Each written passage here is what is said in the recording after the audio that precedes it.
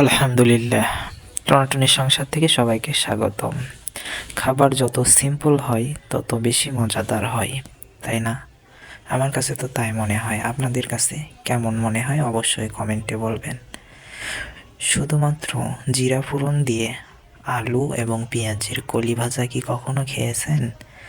একবার খেয়ে দেখবেন, খেতে কিন্তু অসাধারণ লাগে।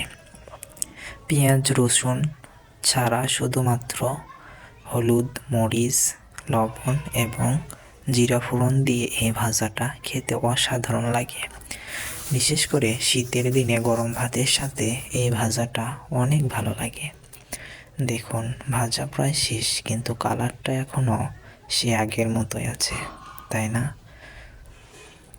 সবজির কালার যতটা সবুজ রাখা যায় ততই ভালো।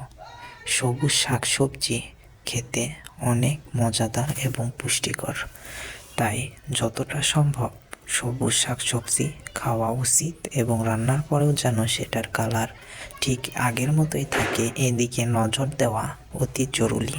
তো ভিডিওটা যদি ভালো লাগে অবশ্যই পাশে থাকবেন। ধন্যবাদ।